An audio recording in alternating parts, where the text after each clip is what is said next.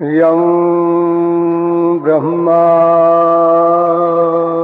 वरुणेन्द्ररुद्रमरुतस्तुन्वन्ति दिव्यैस्तवैः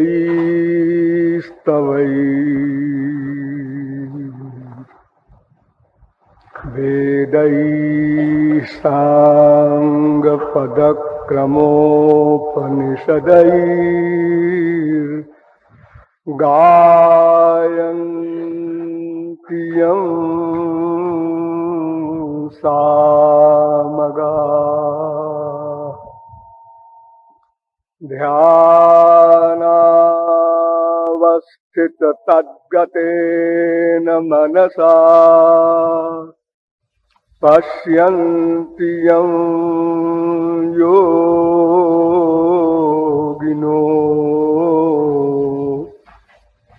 यस्यान्तं न विदुः सुरासुरगणाः देवाय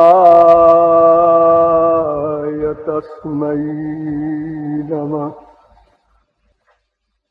वन्दे नवघनश्यामं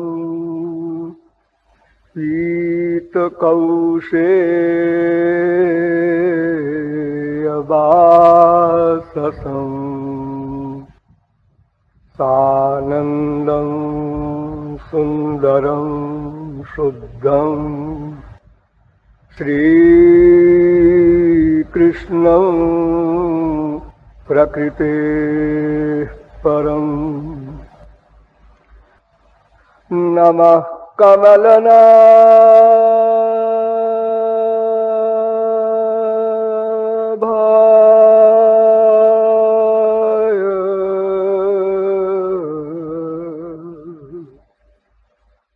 नमः कमलमालिने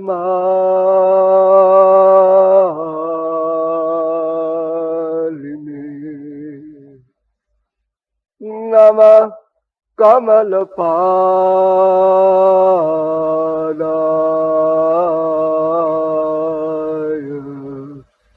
नमस्ते कमलेक्षण।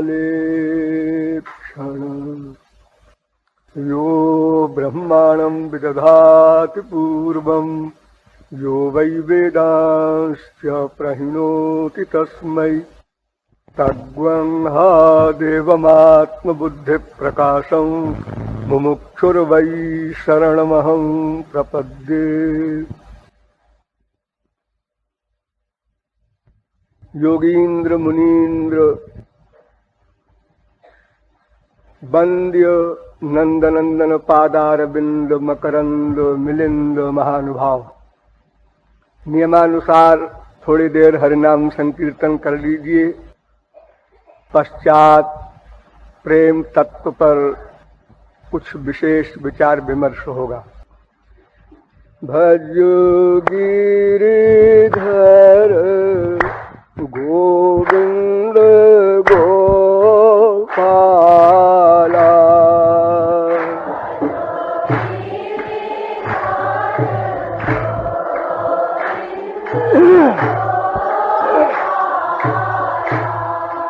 भजो गिरिधर गोविंद गोपाला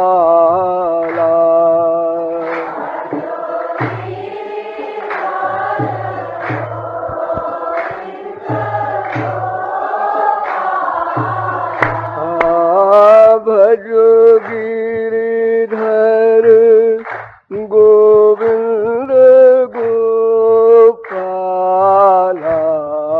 भजो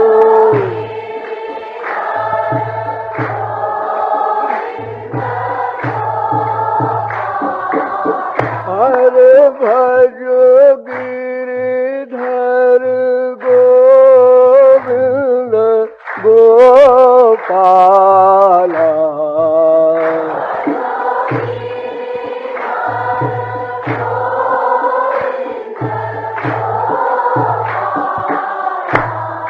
भजो गिरिधर गो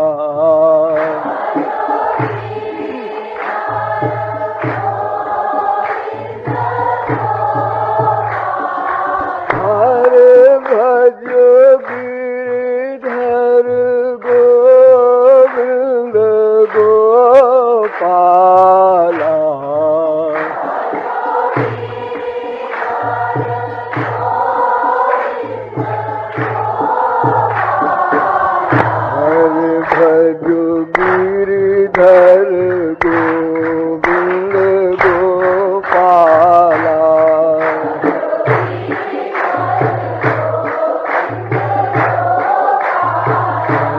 भजो गिरिधर गोविंद गोपाला।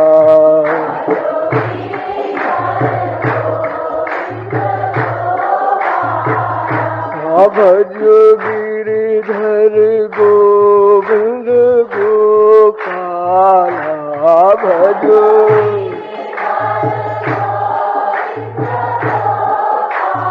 हरे भजो गिरिधर गोविंद गोपाला।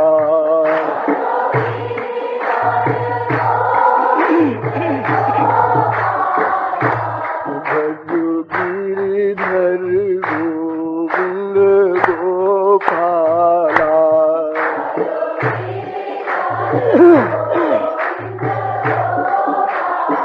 हरे भजो गिरिधर गोविंद गोपाला।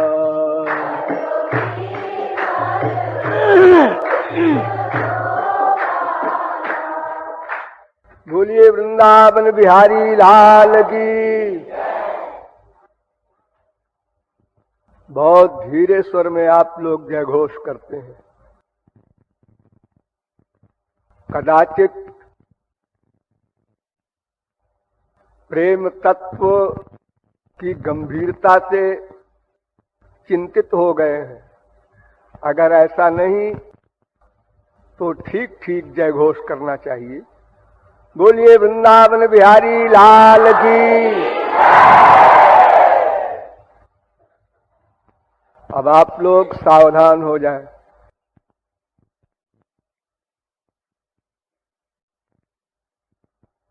विश्व का प्रत्येक जीव कुछ न कुछ चाहता है। क्या चाहता है, इस प्रश्न के उत्तर में अनंत काल तक भी अगर कोई लेखक लिखा करे तो भी अंत नहीं होगा, क्योंकि एक ही व्यक्ति की अनंत कामनाएं होती हैं। फिर अनंत ब्रह्मांड के अनंत जीवों की प्रतिक्षण की अनंत कामनाओं का हिसाब कौन कर सकता है। आप लोगों ने यह भी सुना होगा, क्या चाहना चाहिए, क्या कामना करनी चाहिए। अर्थात हमारी जो इच्छाएं हैं, कामनाएं हैं, उसमें कुछ गलत है, कुछ सही है। तो सही कामनाएं क्या क्या होनी चाहिए, इस पर तमाम दार्शनिकों ने विचार किया। किसी ने 5 कामना बताया कि जीवन, ज्ञान, आनंद, स्वातंत्र्य और सब पर शासन करना। किसी ने 3 बताया, जीवन, ज्ञान, आनंद। किसी ने 1 बताया, आनंद प्राप्ति ही प्रत्येक जीव का लक्ष्य होना चाहिए। यही कामना उपयुक्त है, किंतु शर्त यह है कि आनंद अनंत मात्रा का हो, अनंत काल का हो। यो वै भूमा तत्सुखम। बस इसके आगे हम कुछ सोच नहीं पाते। किंतु ये आनंद की कामना भी तो वस्तुतः कामना है। वो कामना से परे नहीं हुआ वो व्यक्ति जिसने आनंद की कामना की। बीमारी तो ये भी है, आनंद की कामना करना ये भी सही नहीं है। आनंद की कामना करना भी भोलापन है। वो पूर्णज्ञ नहीं जो आनंद की कामना करता है। परमानंद की कामना, मैं जगदानंद की बात नहीं कर रहा हूं। कृष्णानंद, रामानंद, जो भगवत संबंधी अनंत आनंद की कामना है, वो भी सही नहीं है। कामना तो कामना, हम गुलाम हो गए अगर हमने कोई कामना बनाई।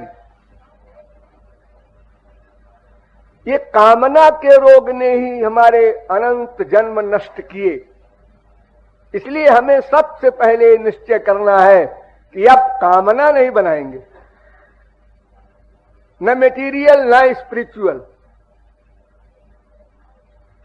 अपने लिए कोई कामना नहीं बनाएंगे। फिर बिना कामना बनाए कोई जीव एक क्षण को भी जीवित नहीं रह सकता। न मायाबद्ध जीव न मायातीत महापुरुष। आप कहते हैं कामना ही न बनाई जाए, ये ठीक है, गलत कामना न बनाई जाए, सही बनाई जाए, किंतु कामना ही न बनाई जाए ये तो तभी हो सकता है जब मन को माचिस लगाकर जला दिया जाए, अंतःकरण ही न अवशिष्ट रहे। किंतु ऐसा हो नहीं सकता, अंतःकरण तो रहेगा, मुक्तावस्था में भी रहेगा। मन सहितान कामान वेद कहता है, वहां भी मन रहता है, संकल्प करता है वो महापुरुष।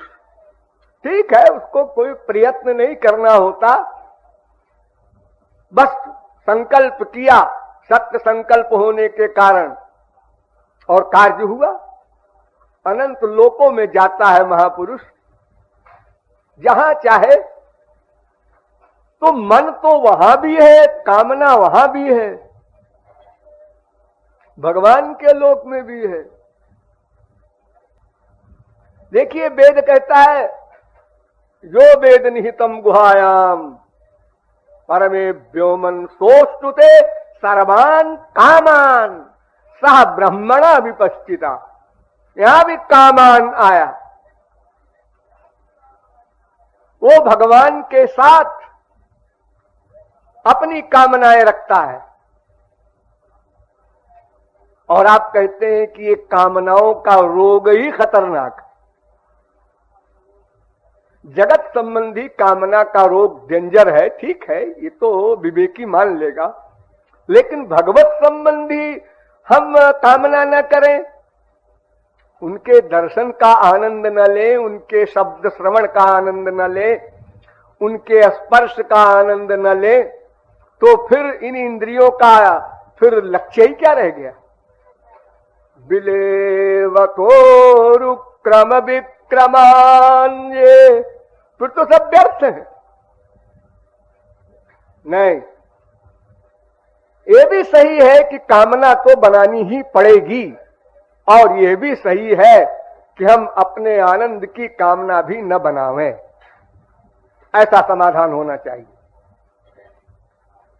तो यदि हम अपने स्वरूप को समझ लें तो समाधान नेचुरल हो जाए।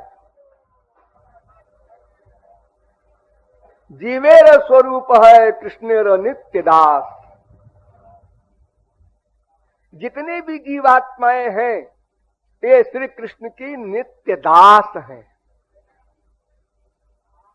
नित्य दास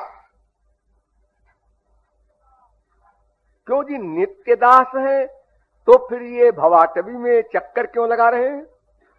84 लाख योनियों में क्यों घूम रहे हैं?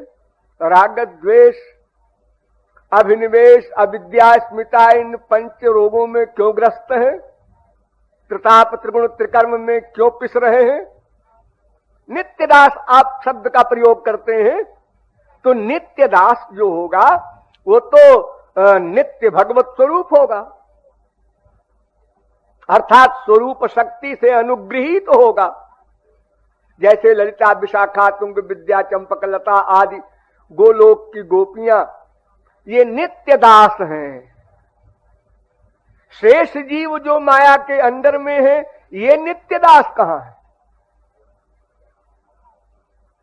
ये नित्य दास है, किंतु अपनी गड़बड़ी के कारण दासत्व से वंचित है। भयं द्वितीयाभिनिवेशतस्या दीशादपेतस्य विपर्ययो स्मृति तन्मायया तो बुधया भजेत। देखिए, जीव भगवान से, भगवान के आनंद से, भगवान के ज्ञान से, भगवान की प्रॉपर्टी से क्यों वंचित है, ये एक बहुत बड़ा और सार्वजनिक क्वेश्चन है। प्रत्येक फिलॉसफर इस क्वेश्चन को मस्तिष्क में लाता है, विवेकी, विचारशील। क्यों जी, आखिर हम लोग माया में पड़े ही क्यों? इलाज बाद में सोचेंगे। हम पड़े ही क्यों?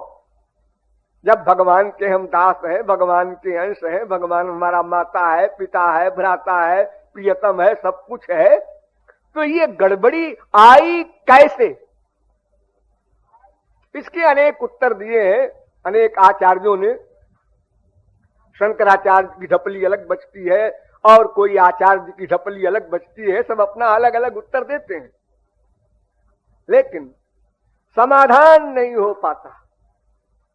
उसका समाधान वेद व्यास ने इस श्लोक में किया है। वेद व्यास कहते हैं कि यह जीव अनादिकाल से भगवान से बहिर्मुख है, बहिर्मुख है, अनादिकाल से बहिर्मुख है। इसको न माया ने धर दबाया है, न इसने अज्ञान को अपने आप पकड़ा है, ऐसा कुछ नहीं। ये भगवान को भूला हुआ है और अनादिकाल से भूला हुआ है। अस्मृति ही, अस्मृति ही, स्मृति ही नहीं, अस्मृति ही, विपर्ययो अस्मृति ही, भूला हुआ है, विमुख है, पीठ किए है भगवान की ओर। तो जब भगवान की ओर इसने पीठ किया तो माया ने आलिंगन कर लिया जीव का, आओ आओ हमारे पास आओ।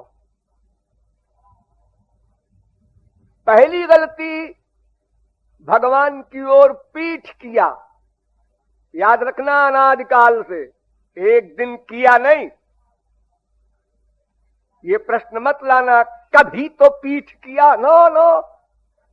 एक बार अगर कभी भविष्य में भी सन्मुख हो जाए तो फिर पीठ नहीं कर सकता।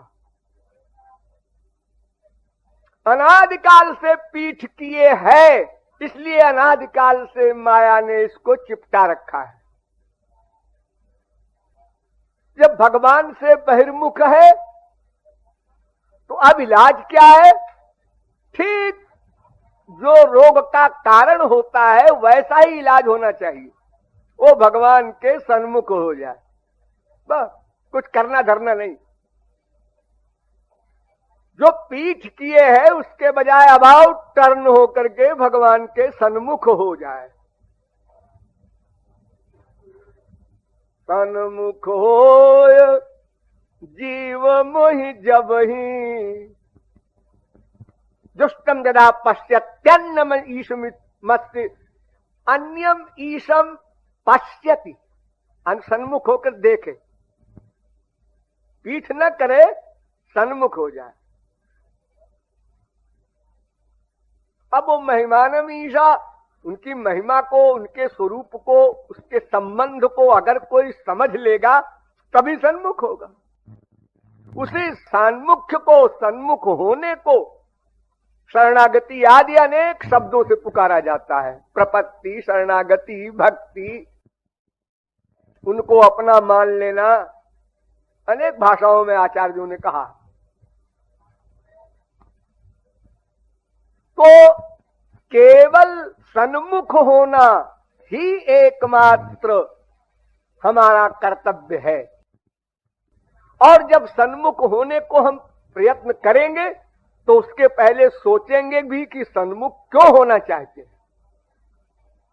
तो हमें हमारा आचार्य समझाएगा कि वो आपके स्वामी हैं, आप उनके दास हैं, इस स्वरूप को आप भूल गए। अब इसका स्मरण कीजिए। केवल स्मरण कीजिए, करना वरना कुछ नहीं है। स्मरण ध्रुवानुस्मृति, बस स्मरण करना ही एकमात्र साधना है, लक्ष्य है। तो हम उनके दास हैं। इस स्वरूप को बार बार चिंतन के द्वारा दृढ़ किया। जितनी मात्रा में ये दृढ़ हुआ उतनी मात्रा में उनके सन्मुख अपने आप हम होते जाएंगे। उसमें कोई और प्रयत्न नहीं करना है, कर्म ज्ञान अथवा तपश्चर्या अथवा और कोई साधना, केवल चिंतन चिंतन चिंतन। बड़ी साधारण भाषा में भागवत में एक श्लोक कहा है, विषयान् ध्यायतः पुंसो विषयेषु विसज्यते मामनुस्मरतश्चित्तम् मय्येव प्रविलीयते। अरे तुम लोग विषयों का निरंतर चिंतन करते हो तो उसमें अटैचमेंट हो जाता है। इसी प्रकार, प्रकार न बदलो, इसी प्रकार अगर मेरा चिंतन करो तो मुझ में अटैचमेंट हो जाए। जब नथिंग में अटैचमेंट हो सकता है तो मैं तो सब कुछ हूं, आनंद का सिंधु हूं। मेरे अंदर अटैचमेंट होने में क्या परिश्रम है। जहां चैलेंज के साथ तुम्हारा लक्ष्य हल होगा और वो शक्ति भी बढ़ती जाएगी, तुम्हें माइलस्टोन भी मिलेंगे कि तुम उसको समझ सको कि हाँ अब मेरा संसार से अटैचमेंट हट रहा है। देखो हमारा एक दिन 1000 रुपया खो गया तो मैं दिन भर परेशान रहा। अब 1000 रुपया खो गया तो थोड़ा सा आया तो दिमाग में, लेकिन हटाओ जी वो मेरा नहीं रहा होगा। हम नॉर्मल है, हाँ उन्नति हो रही है हमारी, ये फीलिंग तुमको होगी। संसार में तो ये फीलिंग होना नहीं है। अनादिकाल से अब तक प्लानिंग प्रैक्टिस करते रहे। 1000 से लाख हुआ, करोड़ हुआ, अरब हुआ, बीबी आई, बच्चे हुए, 1 हुए, 2 हुए, 4 हुए। सब कुछ संसार की जो चीजें आपने मांगी चाही और उसमें से तमाम आपको मिली, लेकिन आपकी जो बीमारी है वो तो बढ़ती जा रही है, घट नहीं रही। वहां कोई माइलस्टोन नहीं मिलना है आपको इस प्रकार का कि हाँ हम आगे बढ़ रहे हैं। वहां तो आपको अशांति बढ़ती हुई मिलेगी। जितना अधिक वैभव है उतना अधिक अशांत है वो। जितनी अशांति इस समय अमेरिका और रशिया को है उतनी और देशों को नहीं है। 24 घंटे यही प्लानिंग हो रही कि ये जो बीमारी मोल ले लिया हम लोगों ने, 50,000 एटम बम बना लिए, इतने घातक हथियार, इनको करें क्या? लो बनाने की मुसीबत अलग मोल ली, अब इनको करें क्या की मुसीबत आ गई। इनको नष्ट कैसे करें? पहले तुम करो, नहीं पहले तुम करो, नहीं पहले तुम करो, हम करें तुम न करो तो हम करें तुम न करो तो ये नाटक हो रहा है। और कहने के लिए साहब क्या पावर है रशिया अमेरिका के पास, सारे विश्व को 5 मिनट में समाप्त कर दे, बहुत बड़ा पावर है। लेकिन भीतर का क्या हाल है? हर समय धुक धुक धुक, हर समय सतर्क, ऐसा न हो वो हमला करके हमको बर्बाद कर दे, हम देखते ही रह जाएं। ये मटेरियल जगत की बातें हैं। लेकिन ईश्वरीय क्षेत्र में तो आपको स्पिरिचुअल पावर मिलेगी, संसार के वैराग्य का अनुभव होगा, आनंद का आभास मिलेगा।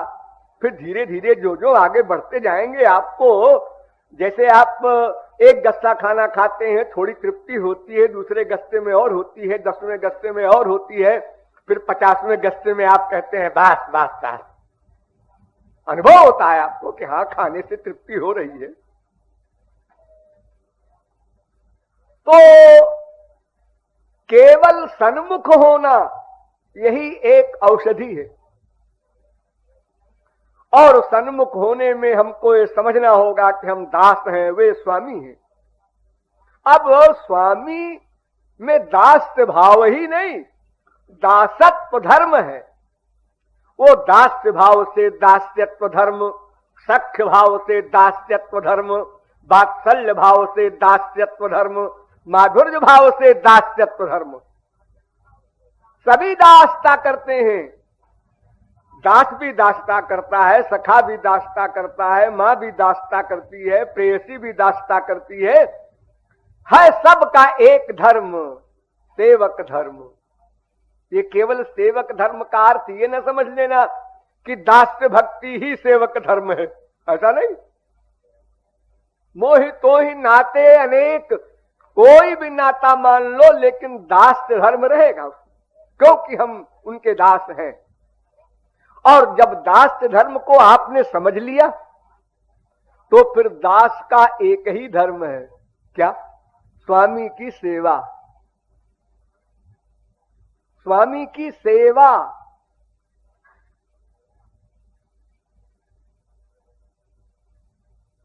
गोविंद प्रेक्षणाक्षेपी।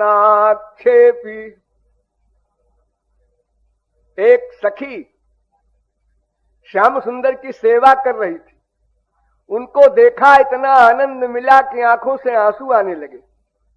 उसने उच्चैरनिंदानंद मरविंद विलोचना, आनंद पर क्रोध किया। अरे आनंद, तू क्यों आया? मेरे स्वामी की सेवा में व्यवधान हो गया। स्वामी की सेवा में आंख से निरंतर देखना था, उस सेवा में अब आंखों में आंसू आ गए, आनंद के आंसू सही। तो आंख में जब जल भर जाएगा तो दिखाई नहीं पड़ेगा आगे, तो सेवा नहीं हो सकेगी ठीक से। तो अपने आनंद को कोस रही है वो सखी कि मैं अपना आनंद नहीं चाहती, मैं तो श्याम सुंदर का आनंद चाहती हूं। तो आनंद तुमको मिला, हां मिला, लेकिन मैं आनंद चाहती नहीं थी कि श्याम सुंदर ने वापस कर दिया। वापस किया हुआ आनंद मिला, हमारी कामना, हमारी प्लानिंग, हमारा लक्ष्य नहीं। अगर श्याम सुंदर चाहते हैं तुमको भी आनंद मिले, ठीक है, आपकी अगर ये आज्ञा है तो हम ले लेंगे, लेकिन हम प्लान नहीं बनाएंगे, हम लक्ष्य नहीं बनाएंगे अपने आनंद का। हम तो आपका आनंद चाहते हैं। अगर आपको हमको आनंद देने में आनंद मिलता है, हमें स्वीकार है। अगर आपको हमें दुख देने में आनंद मिलता है, हमें वो उसी प्रकार स्वीकार है जिस प्रकार आनंद पाने में, उसी प्रकार 100% तत्सुख सुखित्वम। ये प्रेम का पहला लक्षण है, पहली कसौटी है। यहीं पर सब फेल हो जाते हैं। लक्ष्य ही गलत है तो फिर आगे चलना, बढ़ना, ये सब कैसे हो? वो गोपी कहती है, असुंदरा सुंदर शेखरो वा गुणैर्विहीनो गुणिनां बरो वा द्वेषी मयि स्यात् करुणां बुधिर्वा कृष्णस्य एवाद्य गतिर्ममायम्। वे परम सुंदर है, ऐसा कुछ लोग कहते हैं, और कुछ लोग कहते हैं काले कलूटे हैं, ऐसा भी लोग कहते हैं। हमको इन दोनों बातों पर विचार नहीं करना। असुंदरा माने कुरूप, सुंदर शेखरो वा, या सौंदर्य में टॉप करते हैं। इससे हमसे क्या मतलब? सेवक को इससे क्या मतलब? हमारा स्वामी सुंदर है कि बदसूरत है? अरे हमारा काम सेवा करने का है। गुणैर्विहीनो गुणिनां बरोवा, उसमें कोई गुण नहीं है या सर्वगुण संपन्न है, हमको इससे मतलब नहीं। नारद जी ने कहा ना, गुण रहितम कामना रहितम प्रतिक्षण वर्धमानम, ऐसा प्रेम होता है। द्वेषी मयि स्यात्, वो मेरा शत्रु बन जाए श्याम सुंदर, तो उनकी शत्रुता भी हमको उतनी ही प्रिय होगी। जब श्री कृष्ण रथ का पहिया लेकर भीष्म पितामह को मारने को दौड़े, दांत पीस के, भौहें चढ़ी हुई, चेहरा लाल, सीना तना हुआ, गुस्से में, पूरी गुस्से की स्थिति। जैसे आप लोग कभी ऐसी अवस्था में गए हो मैं बुराई नहीं कर रहा हूं, अगर कभी गए हो अरे जाते तो रोजे रहते हैं, लेकिन हाँ, हम सम्मान कर रहे हैं आप लोगों का। तो इस अवस्था को देख करके भीष्म पितामह मुस्कुराने लगे और आंखों से आनंद के आंसू बहने लगे। वाह वाह वाह, क्या झांकी है महाराज। आज की झांकी किसने देखी होगी? गोपियों के नसीब में ये झांकी नहीं है। ऐसी झांकी आम लोगों के नसीब में कहां होगी? वाह पट पीत की फहरान, उसी झांकी का वो 6 महीने तक ध्यान करते रहे, अंतिम सांस तक। वो कैसा ही स्वरूप हो, जैसे किसी मिठाई की शक्ल कोई बना दे सांप की, और कोई आदमी उसको खाए, चाहे गोल गोल बना दो पेड़ा की तरह, चाहे बर्फी की तरह चौकोर बना दो, चाहे रसगुल्ले की तरह गोल गोल बना दो, और चाहे उसी में सांप बना दो एक उसी मिठाई की, मिठाई वही है। और कोई सांप खाए, आनंद तो वही आएगा, माधुर्य वही होगा। मधुराधिपते सकलम मधुरम, वो मधुर ही है उनके पास, और कुछ है ही नहीं, तो निकलेगा क्या? आनंद मात्र करपाद मुखोदरादि, उनके शरीर वरीर जो है ना, उसमें दिखाई पड़ता है हाथ पैर आंख कान नाक मुंह, उनके शरीर वरीर नहीं है। ये कई बार मैंने आपको बताया है, फिर भूल जाते हैं। उनका शरीर प्लस शरीरी दोनों एक है। महापुरुष के शरीर होता है और एक शरीरी आत्मा होता है गोलोक में, लेकिन भगवान का शरीर और शरीरी दोनों एक है। केवल एकमात्र आनंद कंद ही है, उसी का एक स्वरूप बना दिया हाथ पैर वगैरह भक्तों के सुख के लिए। है वह नहीं कुछ, फैक्ट में कुछ नहीं। वो द्विभुज बन जाओ, चतुर्भुज बन जाओ, त्रिभुज बन जाओ, चाहे जैसे बन जाओ, सब में वही सौरस्य है। शुक्रावतार हो चाहे कृष्णावतार हो, ये मत समझना कि शुक्रावतार आ जाए तो हमको तो घृणा होगी। घृणा तो आपको कृष्णावतार से भी होगी। अभी आप उनको प्रति भी दुर्भावना करेंगे, ये क्या लफंगों की तरह लड़कियों के पीछे पीछे घूमते हैं, हैं? ये भी कोई शराफत है, कोई सभ्यता है? ये क्या सीधे खड़े नहीं हो सकते, 3 जगह से टेढ़े होके खड़े होते हैं? ये भी कोई सभ्यता है? अपना गंवार गांव के रहने वाले क्या समझे, लठिया लेके चले आ रहे हैं। बताओ, आज के युग में कोई लठिया लेके आता है सभा में? हम लोग तो उनकी एक भी बात पसंद न करेंगे। अगर कोई बता दे कि ये अमुक अमुक आदमी है, हम नहीं जानते हैं वो श्री कृष्ण है, भगवान है, तो हम लोग तो ऐसे ही करेंगे। ऐसे ही किया है अनंत बार, कोई नई बात नहीं, क्योंकि हमारी दृष्टि तो अभी अलौकिक है नहीं, तो हम उनको अलौकिक रूप से जो अनंत सौंदर्य माधुर्य सौशील्य सौकुमार्य सौरस से भरा है, उनमें वो कहां हम अनुभव कर सकेंगे। हमारा तो वही हाल होगा, जाकी रही भावना जैसी, अपने लेवल के अनुसार ही लाभ ले सकेंगे या हानि कर सकेंगे। तो वे हमारे प्रति द्वेष भी करेंगे, तो उसी प्रकार हमको स्वीकार है जिस प्रकार की भुजाओं को फैलाकर आलिंगन करने की मुद्रा में।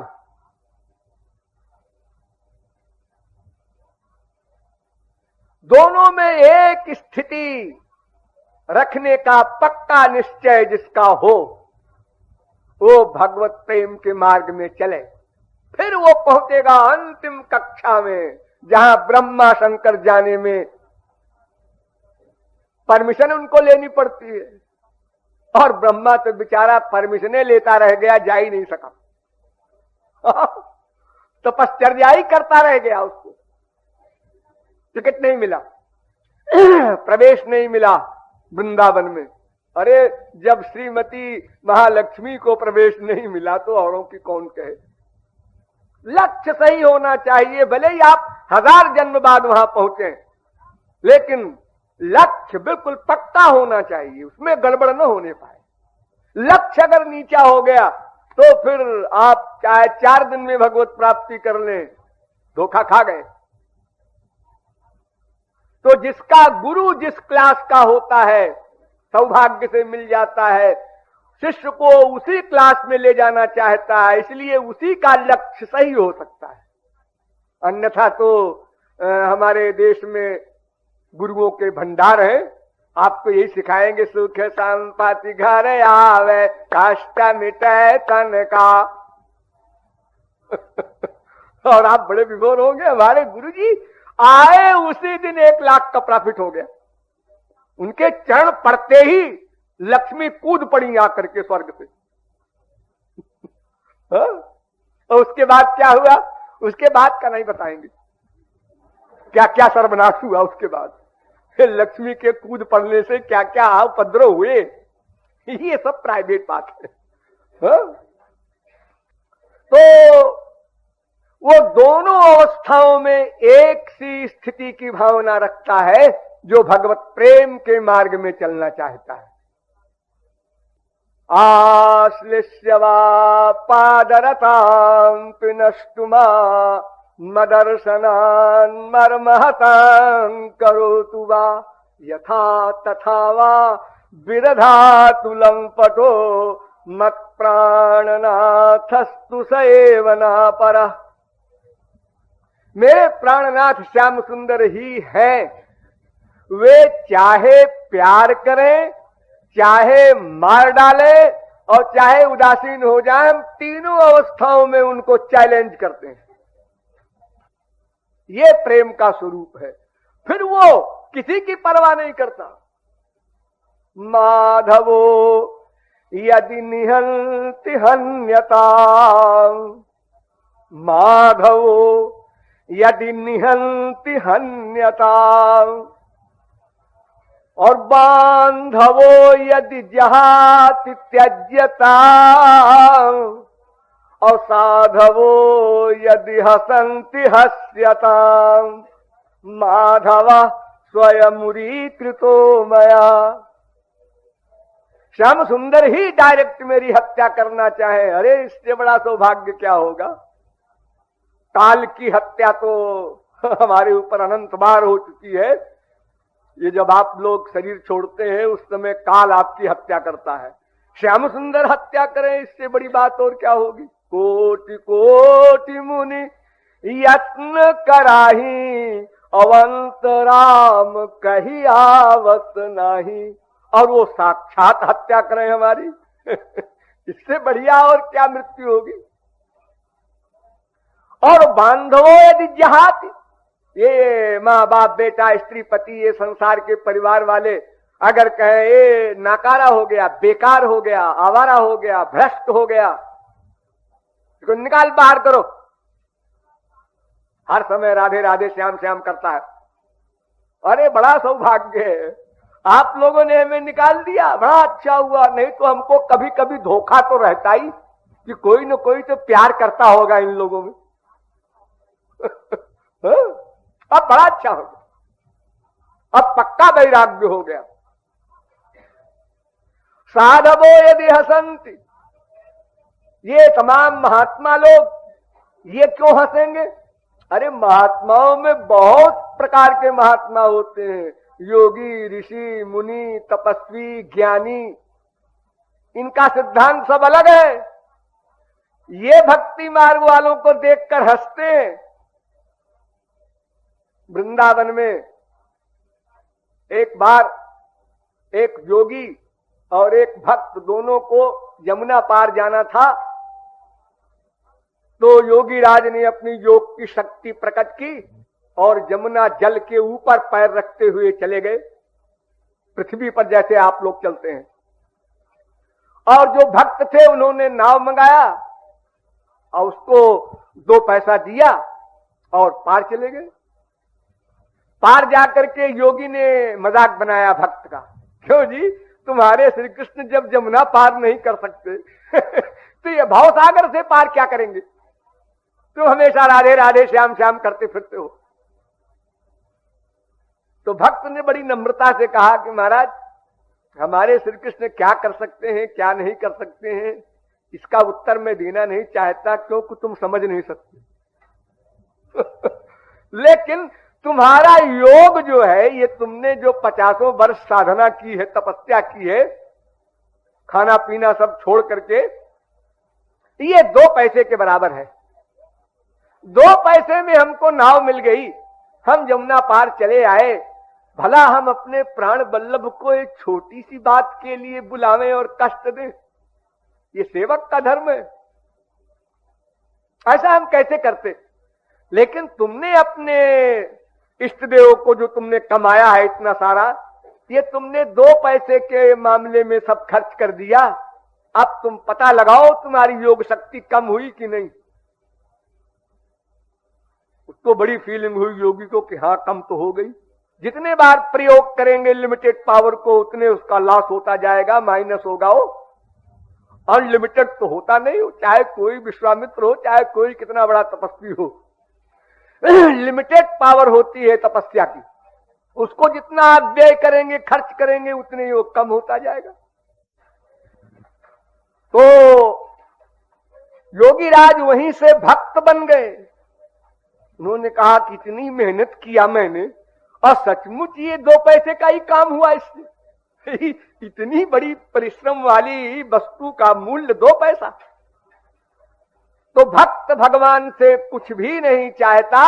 अगर उसके परिवार वाले उसका त्याग करते हैं, या साधु महात्मा माने योगी ऋषि मुनि हंसते हैं, तो कहता है हंसो और हंसो। अरे भाई, किसी को खुशी होती है तभी तो हंसता है। तो अगर हमारे किसी व्यवहार से और अकारण ही किसी को खुशी हो रही तो बड़ा अच्छा है, अपना क्या बिगड़ता है। क्योंकि माधवा स्वयं उरी कृतो मया, श्याम सुंदर को मैंने स्वयं अपना माना है, इसलिए हम किसी की परवाह नहीं करते। तो लक्ष्य एक ही है, श्याम सुंदर की नित्य सेवा। युगल सेवा ही जीव का लक्ष्य है। वो सेवा क्यों? उनके सुख के लिए। बस सीधी सी बात है। बिना मत सेवनं जनाः शास्त्रि सामीप्य सालोक्य सारूप्यैकत्व मत्कुत दीयमानं न गृह्णन्ति बिना मत सेवनं जनाः। ये वेद व्यास का उद्घोष है। तो अब आप समझ गए आपका लक्ष्य क्या है? श्याम सुंदर की सेवा।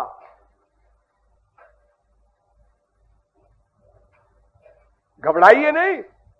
आप लोग आनंद जो चाहते हैं वो नासमझी से चाहते हैं। क्या नासमझी? क्योंकि आपको दुख मिल रहा है, इसलिए आप उसका नेगेटिव चाहते हैं।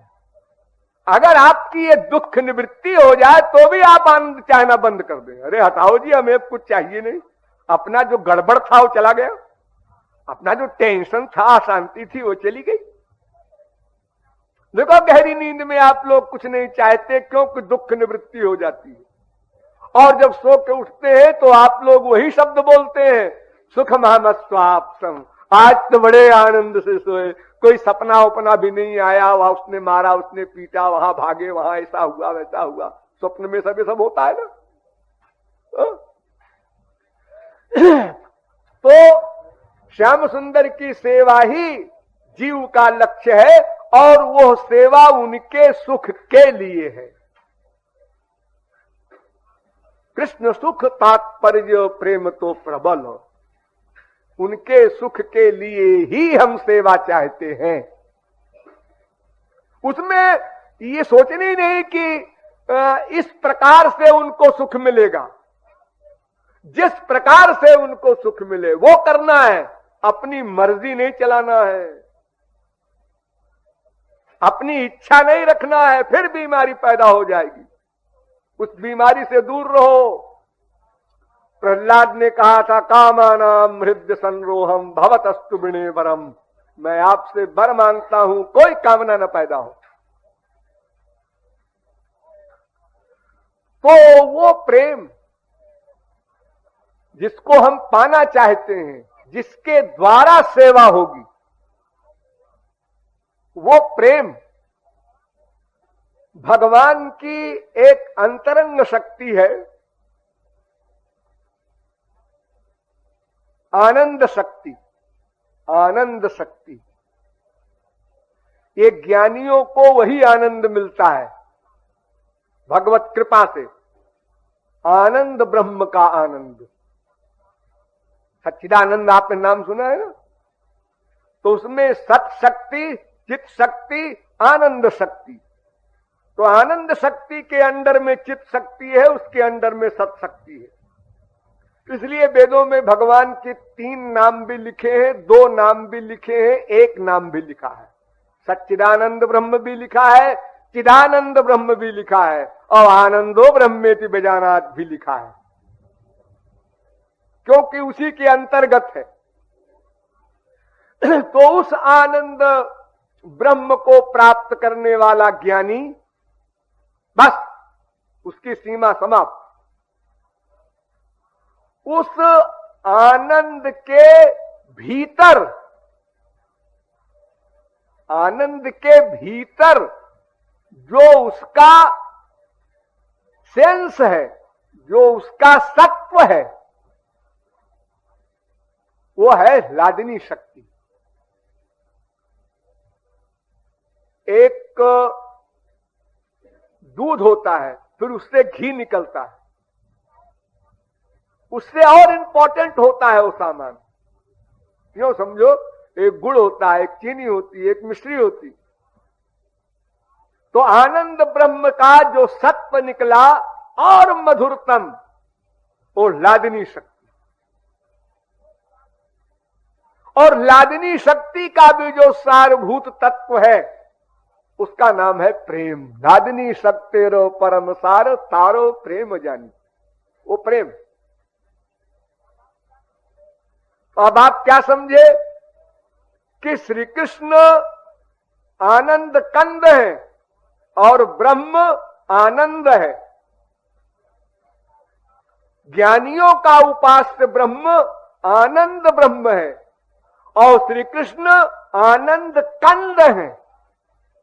और उस आनंद कंद का भी जो सारभूत तत्व है लादिनी शक्ति, ये शक्ति जितनी बताई जा रही है श्री कृष्ण में है, ब्रह्म में नहीं है। लादिनी शक्ति के भी सारभूत तत्व का नाम प्रेम है, इसलिए वो आनंद कंद भी दास बन जाता है।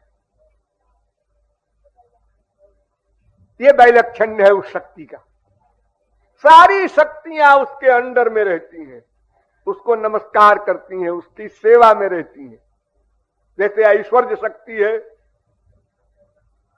उस शक्ति ने आंख दिखाया तो अनंत कोटि ब्रह्मांड को संकल्प से भस्म कर देने की शक्ति रखने वाले श्री कृष्ण, वो लादिनी शक्ति के सारभूत प्रेमा शक्ति की आंख दिखाने पर, मैंने कल बताया था ना, वक्त्रम निनीय भय भावनया स्थितस्य, रोने लगे, रोने लगे।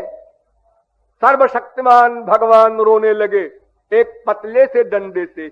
इस पतले से डंडे में वो प्रेमा शक्ति भरी है यशोदा मैया की, उस शक्ति के आगे सरेंडर कर दिया सर्वशक्तिमान ने। इतनी बड़ी पावर है वो पावर कहीं से खरीदी नहीं जा सकती। जेहि खोजत जोगी समुनि, बड़े बड़े योगींद्र मुनींद्र भी तरसते हैं, वो किसी साधन से नहीं मिलेगी। साधन उघैरना संगैरलभ्या सुचिरादपि, करोड़ों कल्प कोई अनंत साधनाएं, अनंत शरीर धारण करके करे तो भी अलभ्या, वो प्रेम नहीं मिलेगा। उस प्रेम के पाने का एक ही सिद्धांत है, गुरु भक्त्या समिलति। वो गुरु की कृपा से ही मिलेगा। सो बिनु संत न काहू पाई, मिलई जो संत हो ही अनुकूला। रहू गणय तपसा नयाति न छंदसा, नैव कोई मार्ग नहीं है वो बिना महत्पाद रजोभिषेकम। विजित ऋषिक वायु भीरदांत मनस्तुरगम। वेद स्तुति भागवत। जिसने इंद्रियों पर विजय प्राप्त कर ली, विजित ऋषिक, और वायु भी, प्राणों पर भी कंट्रोल कर लिया जिस योगी ने, इतनी ऊंची अवस्था जिसकी आ गई, वो भी माया से उत्तीर्ण नहीं हो सकता बिना गुरु की शरणागति के। वेद स्तुति कर रहा है श्री कृष्ण की, उसमें कहा गया जैसे कर्णधार बिनु जिम जल जानू। जैसे कोई नाव हो और नदी में तूफान आ रहा है, पूर नदी में है, और बिना मल्लाह के नाव छोड़ दी जाए, उस नाव की क्या गति होगी? कभी इधर आएगी, कभी उधर जाएगी, कभी इधर आएगी, वो पार कैसे होगी? इसलिए वो प्रेम गुरु के द्वारा ही मिलेगा, डायरेक्ट भगवान से नहीं मिल सकता। उनके अंतरंग सखा उद्धव उनको नहीं दे सके श्री कृष्ण ने, इतना नाटक करना पड़ा। और ऐसा भी नहीं कह सकते थे सखा होने के कारण कि जाओ गोपियों से प्रेम ले आओ, बकबक करते हो हम ब्रह्मास्मि। क्योंकि अगर ये कह देते तो उद्धव कहते चुप रह, बकबक करता है, मैं ज्ञानी हूं मैं बेपढ़ी लिखी अंगूठा छाप, और फिर पुरुष स्त्री की शरणागत होए, और लज्जा की बात है। हाँ, आखिर मूछ रखे हैं हम लोग तो भगवान ने इसलिए चालाकी की कि जाओ गोपियों के गुरु बन जाओ, उल्टा पाठ पढ़ाया, उनको ज्ञान दे आओ। वो बिचारी बेपढ़ी लिखी लठ गंवार ग्वालिने बनचरी जंगल में रहने वाली, वो क्या समझे? कुछ समझाए आओ, परोपकार करना चाहिए। जिसको भगवान ज्ञान दे दूसरे को देना चाहिए। अरे अगर अपना लाभ नहीं कर पा रहा है, किसी से दूसरे का लाभ हो गया तो भी भगवान के तो आंख कान नाक खोपड़ी है, वो सोचना पड़ेगा कि इसने हमारे जीवों को हमारे पास मुखातिब किया, सन्मुख किया, कुछ तो इस पर कृपा करना ही चाहिए। मैं क्यों सर फोड़ रहा हूं लड़कपन से अब तक? मैं स्वयं अपनी कह रहा हूं कि आप लोग जब भगवान की ओर चल रहे हैं, चलेंगे तो भगवान को सोचना ही पड़ेगा कुछ हमारे लिए भी। इसीलिए हम निश्चिंत रहते हैं। ऐसा तो है ही नहीं कि अंधेर है भगवान के यहां। अरे भाई, ये मुकदमा दायर होगा जब कि महाराज ये बताओ कि आपके नाम को, गुण को, रूप को, इन सब चीजों को प्रचार किसने किया इतना अधिक? लाखों व्यक्ति आपकी ओर जब चले, इसका श्रेय किसको है? लेकिन तुम कहां थे? लेकिन वो किल्मत लगाओ, कोई भी एजेंट अगर किसी कंपनी का सामान अधिक बेचता है तो उसको कमीशन मिलता है हमारे संसार में भी। तो ये नहीं चलेगा कि हाँ तुमने कुछ नहीं किया, जिसने किया उसको दे रहे हैं। अरे हमारे द्वारा किया इन लोगों ने, अगर हम न मिले होते तो ये लोग संसार में सड़ते रहते, कभी जीवन में एक बार राधे भी न कहते। तो इस प्रकार विजित ऋषिक वायु भीरदांत मनस्पुरगम, ऐसे जितेंद्रिय लोग भी बिना गुरु की शरणागति के लक्ष्य नहीं प्राप्त कर सकते। तो वो प्रेम महापुरुष से ही मिलेगा। लेकिन आप लोग बार बार सुनते हैं सत्संग भवन में, तमाम वक्ता लोग बोलते हैं कि भाई वो महापुरुष कोई खपती नहीं है कि जिसको चाहे दे दे, जिसको चाहे ना दे। कोई नशे में ऐसे अविवेकियों के नशे में नहीं है, उसका नशा ज्ञान युक्त है। अज्ञानियों का एक नशा होता है कि बुद्धि खो बैठे और जिसको इनाम देना है उसको फांसी दे दे, जिसको फांसी देना है उसको पुरस्कार दे दे। वहां न्याय है। यानी आपको एक प्रेम करना है तो एक प्रेम मिलेगा, एक प्रेम आपको करना होगा। वो प्रेम क्या करेगा? वो आपको केवल प्रेम पाने का बर्तन तैयार करेगा। जिस पात्र में आप प्रेम को धारण कर सकें, जिसमें अधिक टेम्परेचर होता है, ऐसी कोई चीज होती है तो उसको धारण करने का पात्र भी उसी प्रकार का होना चाहिए। देखो, आग होती है, आग को कोई अखबार में रखकर तो ले नहीं जाएगा कहीं। अगर कोई अखबार लेके जाए कि हमको एक आग का गोला दे दो, तो लोग कहेंगे तेरा दिमाग खराब है, अरे अखबार में रखते ही अखबार तो खत्म हो जाएगा, ये गोला कहां जाएगा तेरे घर तक। इसके लिए बर्तन लाओ जो आग को सह सके। तो ये भगवान को भी अपने बंधन में करने वाली पावर को आप हृदय में लाना चाहते हैं तो पात्र बनाना पड़ेगा। बिना पात्र के वो ठहर ही नहीं सकता। अगर गोपी प्रेम का या तुलसीदास, सूरदास, किसी भी भक्त के प्रेम का वो टेम्परेचर, वो वियोग की अग्नि किसी के हृदय में डाल दी जाए जबरदस्ती, बिना अधिकारी बने, तो उसके शरीर की हड्डियों की राख भी नहीं मिलेगी। एक सेकंड में इतना टेम्परेचर होता है उसमें। दुख का भी वियोग में, आनंद का भी मिलन में। न आनंद सह सकते हैं आप और न दुख सह सकते हैं। आनंद के सहने के लिए भी शक्ति चाहिए, वरना किसी भिखमंगे को एकदम से 1 करोड़ मिल जाए तो फिर हार्ट फेल भी हो सकता है। वो खुशी को बर्दाश्त नहीं कर सकता। अरे संसार में आपको कभी बड़ी खुशी मिली हो, मां बाप, बेटा, स्त्री, पति के आलिंगन में, कहीं किसी समय ऐसे, तो थोड़ी देर के लिए आपकी बुद्धि शून्य हो जाती है। और अगर कोई बड़ी चीज मिल जाए स्वर्ग संबंधी, तब तो फिर हार्ट फेल श्योर। और फिर भगवान संबंधी आनंद को क्या बर्दाश्त करेंगे? ये बेचारा अंतःकरण, थोड़ी सी मटीरियल पावर रखने वाला, इसकी शक्ति क्या है? ये शरीर भी नहीं कर सकता।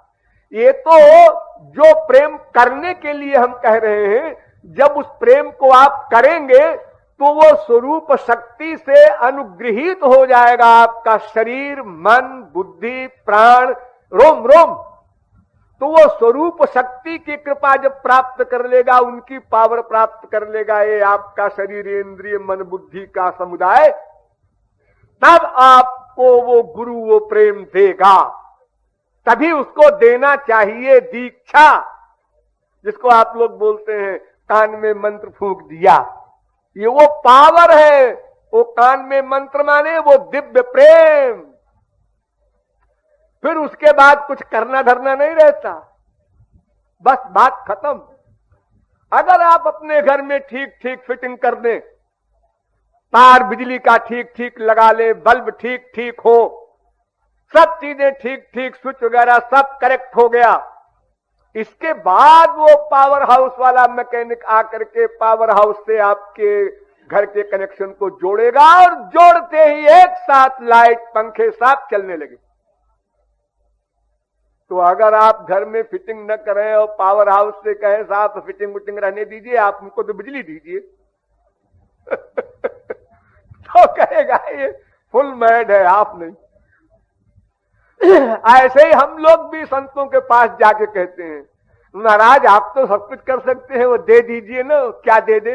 वही वही जो आपके पास है अरे भाई कहां दे दे, कहां दे दे? जहां आपके पास है वहीं हमको भी दे दीजिए। भोलेपन की बात है। भला वो कैसे? एक साधारण संसार में आप देखते हैं कि एक व्यक्ति एक मुक्का मार देता है तो एक आदमी मर जाता है। आदमी दोनों है, लेकिन एक की इतनी पावर है कि वो एक मुक्के में दूसरे आदमी को समाप्त कर देता है। तो लोग कहते हैं भाई आश्चर्य नहीं है, उसकी पावर बड़ी है, उसकी छोटी है। और जहां अनलिमिटेड पावर का प्रश्न है, स्वयं भगवान जिसका दास बन जाता है, उस शक्ति का पात करना है आपके माइक अंतःकरण पर, तो कैसे आप सहन करेंगे? तो देने वाला दे ही नहीं सकता, सवाल ही नहीं पैदा होता। एक तुरंत के पैदा हुए बच्चे को वो दारासिन घूंसा लगावे पूरी ताकत से, मार डालने की मंशा हो तभी लगावे। अरे तुम्हारी दुनिया में देखो, माएं अपने बच्चों को दिन में 50 बार मारती हैं, 2 साल 4 साल के बच्चे को, लेकिन ध्यान रहता है पट धीरे से मारेंगे। जो और बड़ा होगा तो और जोर से मारेंगे, और बड़ा होगा तो फिर और जोर से। अब जो 16-18 साल का हो गया तो पूरी ताकत से मारो तो बच्चा कहता है ही, हमें तो मालूम ही नहीं पड़ा मम्मी, और मार दो, हमको क्या बिगड़ता है बात। तो इसलिए वो प्रेम जो हमें करना है भगवान के प्रति, राधा कृष्ण के प्रति, उस प्रेम में मैंने कल बताया था ये वैलक्षण्य है कि चाहे वो सिद्ध ज्ञानी हो, चाहे सिद्ध योगी हो, कोई भी विश्व की पर्सनैलिटी किसी भी मार्ग से आवे, उसको हमारे दरवाजे पर आना पड़ेगा, भिक्षा मांगनी पड़ेगी। हम प्रेम से प्रेम पाएंगे, वो लोग घूम करके नाक पकड़ के आएंगे, इसी प्रेम के लिए आना पड़ेगा।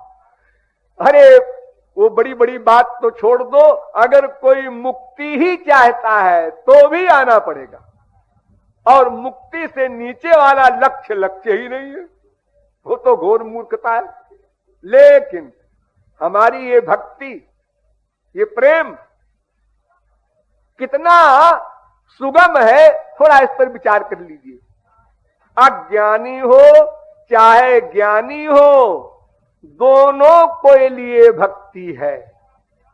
देखिए, अगर आप ज्ञान मार्ग में जाना चाहते हैं तो वहां शर्त है, साधन चतुष्टय संपन्न। चतुष्टय का करोड़वां हिस्सा भी नहीं है और तुम ज्ञान मार्ग की बात सुनने जा रहे हो। इससे बड़ा क्या पागलपन होगा, इससे बड़ा क्या कुपथ्य होगा। मट्ठा हजम नहीं होता, हलवा पूड़ी खाने की स्कीम बना रहे हो, क्या गति होगी ऐसे मरीज की।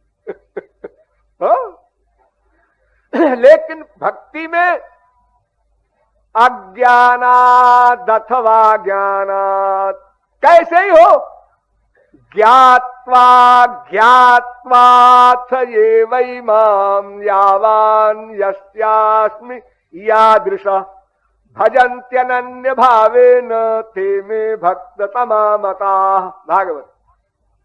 ज्ञात्वा अज्ञात्वा, जानकर या अनजाने में।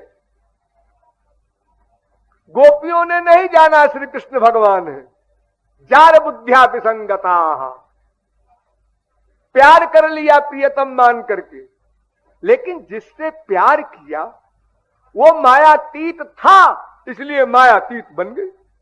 जानकर किसी ने दवा खाया कि इस दवा में क्या क्या चीज कितनी कितनी लिमिट की पड़ी है, ऐसा कौन जानेगा? जिसने दवा बनाया। जो दवा का आविष्कार करता है, ये मलेरिया मिक्सचर है, ये अमुक दवा है, टेबलेट है, तो वो बनाने वाला जानता है मैंने क्या क्या चीज कितनी कितनी मात्रा में छोड़कर कैसे कैसे ये दवा बनाई है। लेकिन बाकी दुनिया के लोग, ये दवा का नाम है, मैं लिख देता हूं, इसको ले लेना, वहां बाजार में मिलेगी और खा लेना। खा लिया उसने, तो जिसने बनाया उसको मलेरिया हुआ, उसने भी खाया, और एक अंगूठा छाप घसियारे ने भी खाया, दोनों को बराबर फायदा हो रहा है। वो तो दवा अपना काम करेगी, जानने न जानने से क्या मतलब। तो जानकर यानी ज्ञानी अथवा अज्ञानी, दोनों का बराबर अधिकार देती है भक्ति। ऐसा किसी मार्ग में नहीं है, विश्व में कहीं भी, संसार में भी कहीं नहीं है। अनजाने में आप बैठ गए ट्रेन में, आपको नहीं पता है कानून का कि टिकट लेना कंपलसरी है। अगर टिकट न लो, प्लेटफॉर्म टिकट ले लो, गार्ड से एक कागज मिलता है, वो परमिशन ले लो कि मैं यहां से बैठ रहा हूं। आपको मालूम नहीं था, आप सीधे गाड़ी में बैठ गए क्योंकि ट्रेन छूट रही थी और चेकिंग हो गई।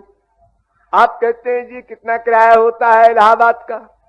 इलाहाबाद का नहीं नहीं, इलाहाबाद का किराया नहीं, और लखनऊ से ट्रेन आ रही है, ये ट्रेन और आगे देहरादून से आ रही है, वहां तक का किराया प्लस जुर्माना भरो।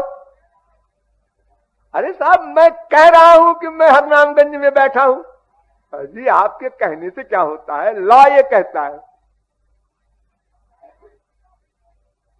अरे मैं जानता नहीं लॉ, मैं कोई कानून कायदा पढ़ा हूं तुम्हारे रेलवे का? तुमको जानना चाहिए। जानकर गलती करो या अनजाने में करो, दंड भोगना पड़ेगा। इसी प्रकार जानकर भक्ति करे कोई, चाहे अनजाने में अज्ञानी करे, इससे कोई मतलब नहीं है।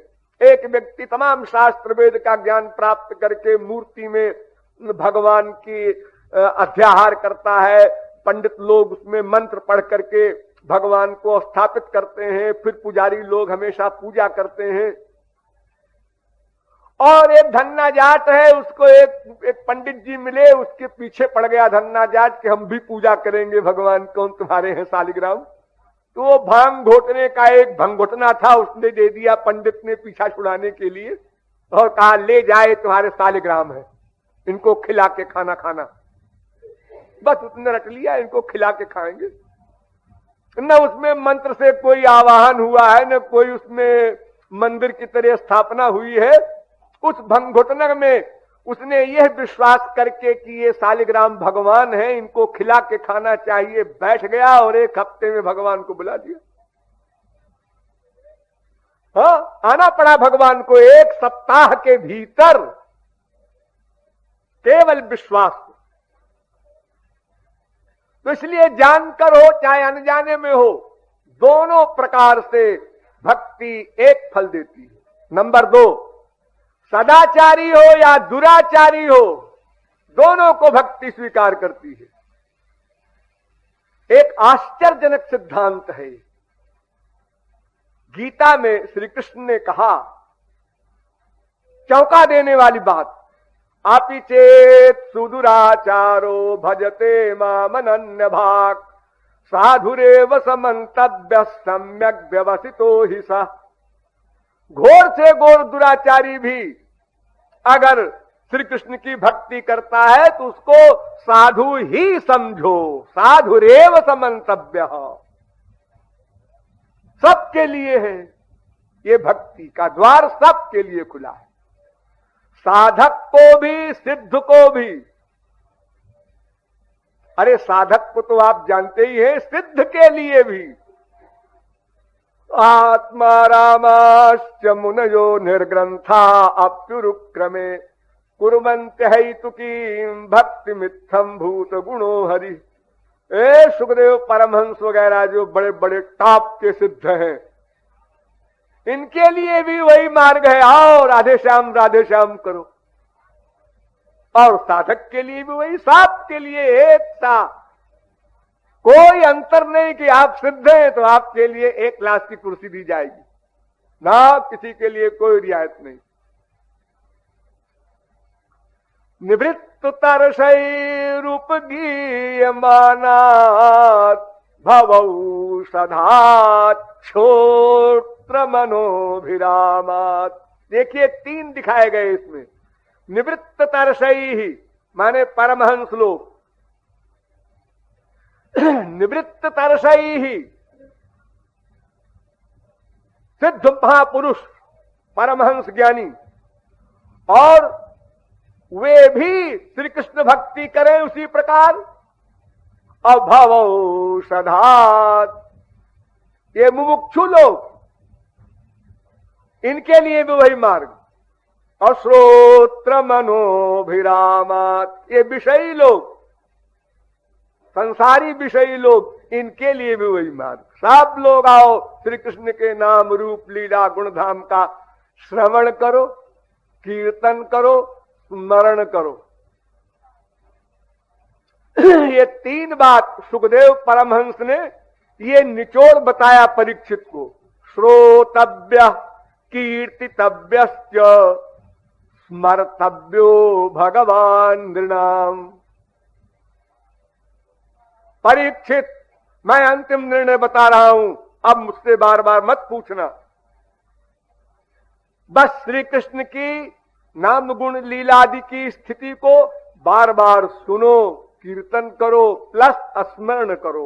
ये तीन बात।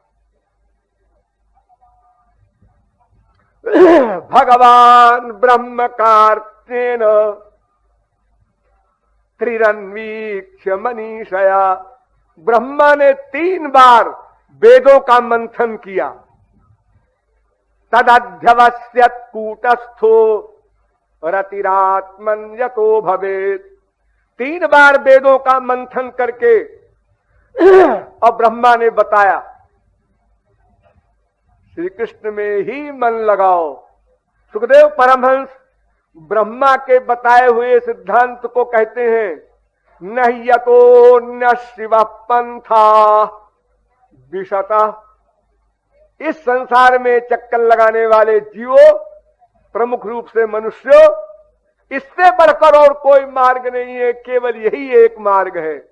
वासुदेवे भगवती भक्ति योगो। जिस प्रकार से श्याम सुंदर में तुम्हारी भक्ति हो, प्रेम हो, बस वही करो। बाकी न सोचो, न समझो, न पढ़ो, न सुनो। एक क्षण का टाइम समाप्त बर्बाद न करो। ये ब्रह्मा ने जब भागवत का निरूपण किया तो केवल भक्ति का लक्ष्य लेकर के, महाभारत में वर्णाश्रम धर्म का निरूपण डिटेल में किया था। तो भागवत के रचने की जो बात आई तो नारद जी ने कहा कि तुम पहले अनुभव करो, उसके बाद लिखो। अनुभव करके लिखो, ऐसे ही लिखना ठीक नहीं। तो समाधि लगा करके वेदव्यास ने अनुभव किया। अपश्यत पुरुषं पूर्वं मायांच यदपाश्रयाम। श्री कृष्ण को भी देखा और उनकी माया को भी देखा। दोनों का साक्षात्कार किया समाधि में। तब ब्रह्मा ने फिर, वेदव्यास ने फिर ये भागवत का निर्माण किया, जिसे सुखदेव परमहंस ने सुना, परीक्षित को सुनाया। इसकी लिंक है नारायण से। नारायण ने ब्रह्मा को दिया, ब्रह्मा ने नारद को दिया, नारद ने वेदव्यास को दिया, वेदव्यास ने सुखदेव परमहंस को दिया, सुखदेव परमहंस ने परीक्षित को दिया। उसके बाद आप लोग ग्रहण कर रहे हैं।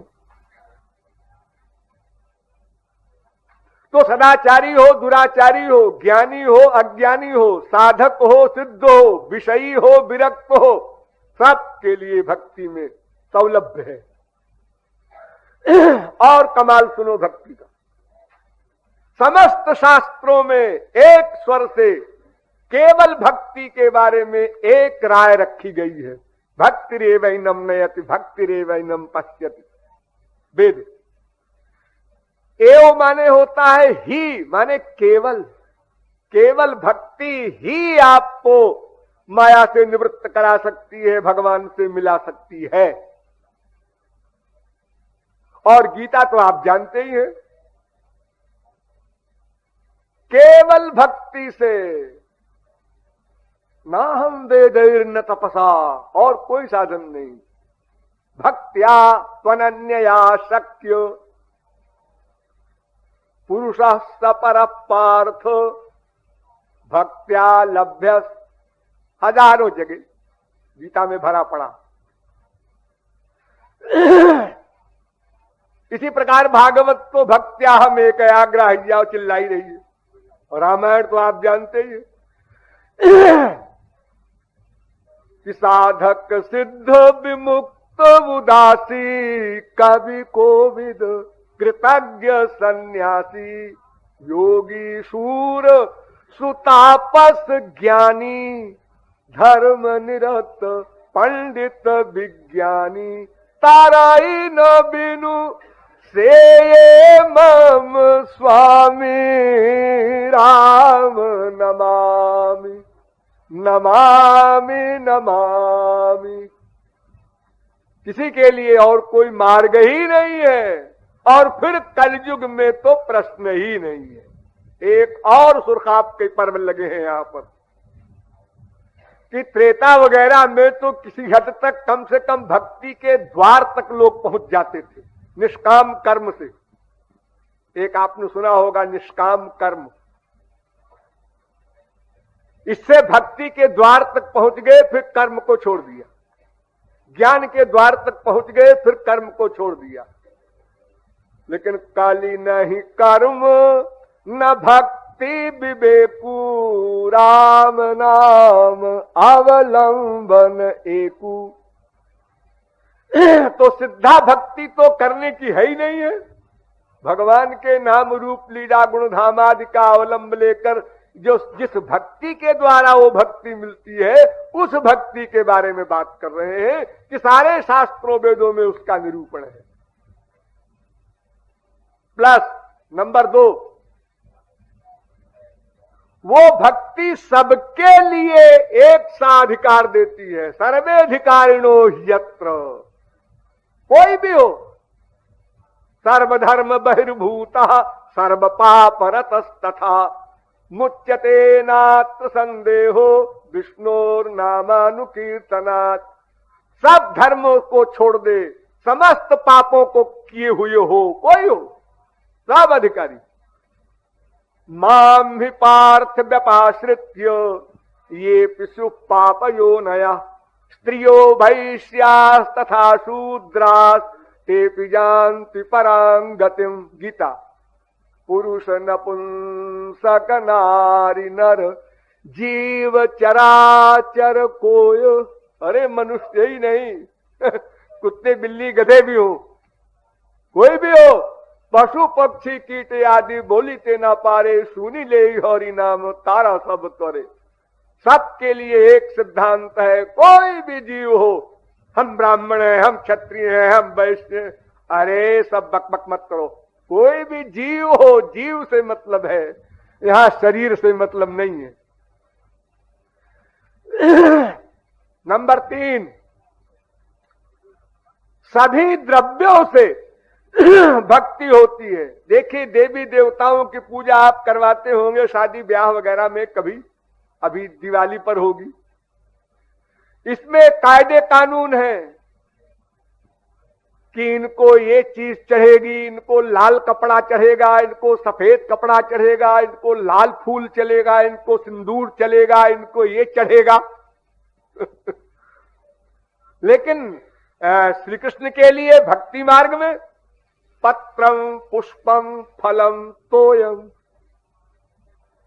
यो मे भक्त्या प्रयच्छति तदहं भक्त्युपहृत मश्नामि प्रयतात्मनः।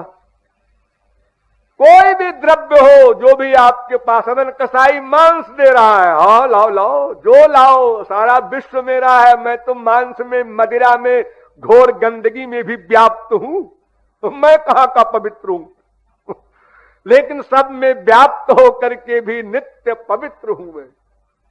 ये मेरा एक प्राइवेट रहस्य है। और समस्त कर्मों में भी भक्ति है। कोई भी कर्म हो, यत् करोसि यदश्नासि यज्जुहोसि ददासि यत् तपस्यसि कौन्तेय तत्कुरुष्व मदर्पणम। कोई भी कर्म करो, उसका अर्पण कर दो श्री कृष्ण में, वो भक्ति हो गई। कर्म कुछ भी करो, उसका अर्पण कर दो श्री कृष्ण में, उसका नाम भक्ति हो गया। कितना सरल।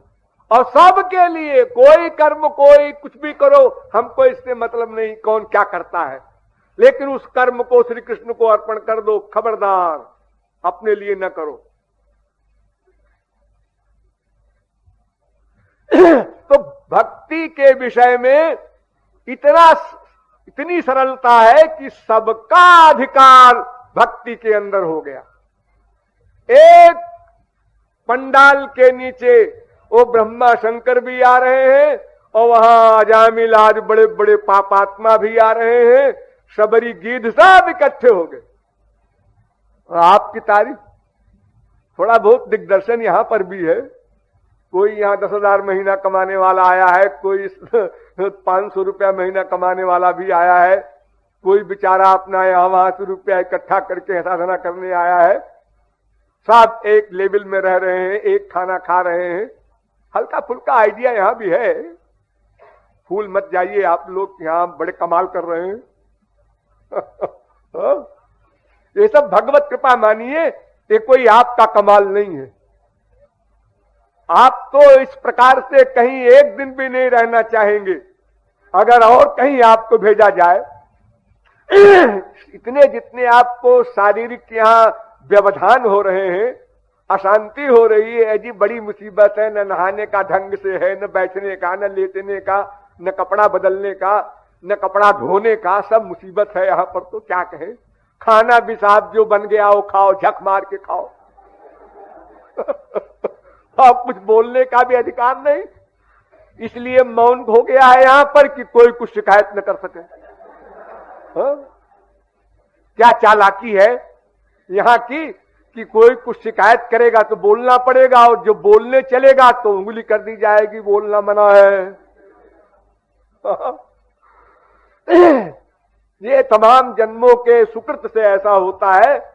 कृष्ण भाव रस भावितामति क्रियताम यदि कुतोपि लभ्यते तस्य मूल्यमपि लौल्यमेकलम जन्म कोटि सुकृतैर्नुलभ्यते। करोड़ों जन्मों के सुकृत से, पुण्य से ये सौभाग्य प्राप्त होता है कि लौल्यम अर्थात लालसा पैदा हो। राधा कृष्ण के नाम सुनने की, नाम लेने की लालसा पैदा हो। ये लालसा शब्द बोल रहा हूं मैं, वृंदावन का है शब्द। वृंदावन वाले उसको लालसा कहते हैं, रामानुजाचार्य उसको ताप कहते हैं, वल्लभाचार्य उसको साधनहीनता कहते हैं, शंकराचार्य उसको मुमुक्षुता कहते हैं, गौरांग महाप्रभु उसको परम व्याकुलता कहते हैं। शब्द का भेद है, सबका मतलब एक है। अतप्त तनुर न तदामोष्णुते दिवम, वेद कहता है तपना होगा, तपना होगा, वियोग में तपना होगा, तपने से आंसू बहेगा, तब अंतःकरण शुद्ध होगा। बिन रोए किन पाइया प्रेम प्यारो मीत। ये जो तद विस्मरणे परम व्याकुलता कहा गया, युगायतन निमेषेण चक्षुषा प्रावृषायितम शून्यायितम जगत सर्वं गोविंद विरहेण में जो महाप्रभु ने कहा, सबका तात्पर्य यही है कि ताप में आपको तपना होगा, अंतःकरण को तपाना होगा। तो अंतःकरण जब पिघल जाएगा यानी तरल हो जाएगा, तो भगवान या महापुरुष जिसके लिए आप वियोगी बने हैं वो पर्सनैलिटी आपके अंतःकरण में आ जाएगी। अगर वो शुद्ध पर्सनैलिटी है तो अंतःकरण शुद्ध कर देगी और आपका कनेक्शन डायरेक्ट वहां से हो जाएगा। तो इस प्रकार भक्ति में सब प्रकार का फ्रीडम है, सब प्रकार की रियायत है और सभी अधिकारी हैं। कोई कुछ नहीं कह सकता कि मेरे लिए जरा कुछ सोचने की बात है। ये न केन प्रकारेण मनः कृष्णे निवेशयेत्, जिस किसी प्रकार से भी हमारा मन श्याम सुंदर में लगे, जिस लक्ष्य को मैंने आपको पहले डिटेल में बताया है उस लक्ष्य को लेकर ये ध्यान रहे। वैसे तो भक्ति में सब कुछ मिल सकता है। अकाम सर्व कामो वा मोक्ष काम उदारधी, चाहे आप निष्काम भक्ति करें, चाहे सकाम भक्ति करें, चाहे संसार ही मांगे। ध्रुव को राज्य मिला, द्रौपदी की चीर बढ़ गई, गजराज को शरीर को बचा लिया गया, भगवान सब कुछ देंगे। लेकिन ये भोलापन है, ना समझी है। कुछ न मांगेंगे तो अधिक प्यार देंगे और सब कुछ देंगे। योगक्षेमम बहाम्यहम्। फिर हम ये मांगने की बात क्यों करें? और फिर शोभा भी नहीं देता है कि अपने डायरेक्ट रिश्तेदार से, बाप से और कोई कुछ मांगे। अरे उसको अपना मान लिया, अपने आप चिंता करेगा, हमसे क्या मतलब। हम निश्चिंत हो जाए मांगने में। इतनी बुद्धि लगाया हिरण्यकशिपु ने, फिर भी मारा गया बेचारा। हम इतनी अकल भी नहीं रखते, भगवान के घर में क्या क्या सामान है ये भी नहीं जानते, तो फिर हम मांगेंगे कितनी बुद्धि से। इसलिए ये लक्ष्य को ठीक रखते हुए और अपने मन को श्यामा श्याम में लगाना है। और उस लगाने में कौन कौन प्रमुख बातें हैं, रूप ध्यान वगैरह, ये सब बातें फिर कभी बताई जाएंगी। अभी सिग्नल हो गया। बोलिए वृंदावन बिहारी लाल की।